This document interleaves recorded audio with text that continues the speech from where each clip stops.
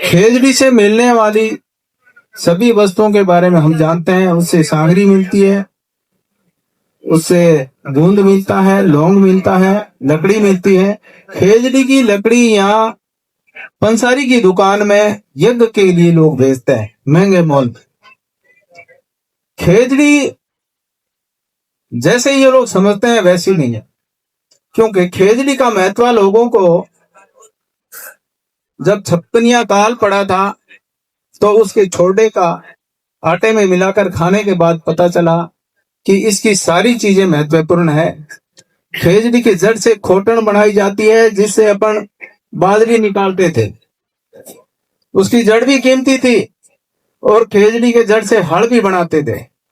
उस समय मजबूरी में लोग खेजड़ी काटते थे तो भी उन पर जुर्माना था, छूट नहीं थी, क्योंकि हल दूसरी चीज का नहीं बनता था, सिर्फ खेजड़ी से ही बनता था। और आज खेजड़ी की कोई कीमत नहीं रही। 10 कुएं, 10 गुणवान पुत्रों के बराबर एक कुएं की कीमत होती है, और 10 कुएं के बराबर एक खेजड़ी के बराबर 10 कुएं की कीमत होती है। यानी कि 100 गुणवान पुत्र, एक खेजड़ी की हत्या करना 100 गुणवान पुत्रों की हत्या करने के समान है। श्रवण जैसे 100 गुणवान पुत्रों की हत्या करना एक खेजड़ी के समान है, तो ये कभी भी क्षम्य नहीं होता, ये सजा के योग्य होता है। दूसरी बात, एक खेजड़ी रोज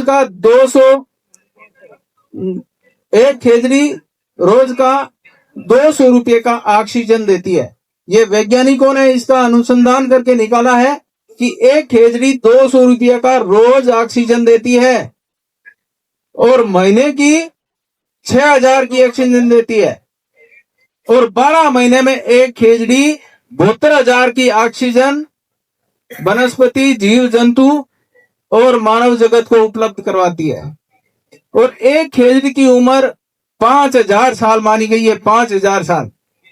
तो इस हिसाब से खेजड़ी अपनी उम्र में मनुष्य जगत को 36 करोड़ की ऑक्सीजन उपलब्ध कराती है, जबकि इस खेजड़ी को 100 रुपये से लेकर 1000 रुपये तक इसकी कीमत मान रहे लोग। 36 करोड़ की ऑक्सीजन देती है खेजड़ी अपने जीवन में।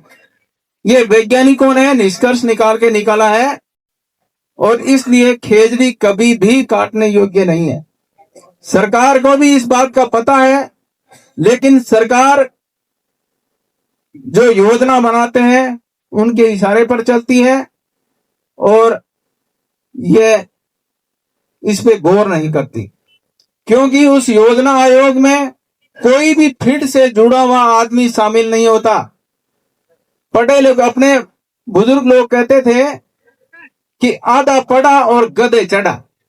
यानी अगर उसे सामाजिक सरोकार नहीं है, सामाजिक संस्कारों में पता नहीं है, तो वो चाहे कितनी बड़ी पढ़ाई कर ले, उसके अंदर संस्कार कभी नहीं आएगा, क्योंकि वो बंद कमरे में पढ़ा, बंद कमरे में रहा। विदेशों के अंदर बड़ी बड़ी बिल्डिंगें बनती है, लेकिन बिल्डिंगों के ऊपर भी पेड़ लगाए जाते हैं। अगर पेड़ नहीं लगाते हैं तो उन्हें ऑक्सीजन में तकलीफ होती है, और हवा के रुख के हिसाब से बिल्डिंग बनाई जाती है। और मैं हांगकांग घूमने गया था, जिस दिन 1 अप्रैल को यहाँ 1 मई को यहाँ धरना था, जब पर्यावरण प्रेमियों का कलेक्टर साहब ने अपमान किया था, हमारे शहीदों का अपमान किया था, तो 1 मई को मैंने हांगकांग से यहाँ मेरी बात प्रसारित की थी। तो हांगकांग में, इंग्लैंड में कहीं भी जाओ, अगर उस बाग में से एक फूल तोड़ देते हैं तो उसके $5000 जुर्माना लगता है, और किसी भी पेड़ को आप काट नहीं सकते। अगर कोई बड़ा आदमी है और उसको अगर अपनी पहाड़ पे जमीन दे दी, तो उस जमीन को समतल नहीं कर सकता। पहाड़ जैसा है वैसे ही उस पे अपना मकान बनाएगा, समतल करने की वहां उसको छूट नहीं होगी।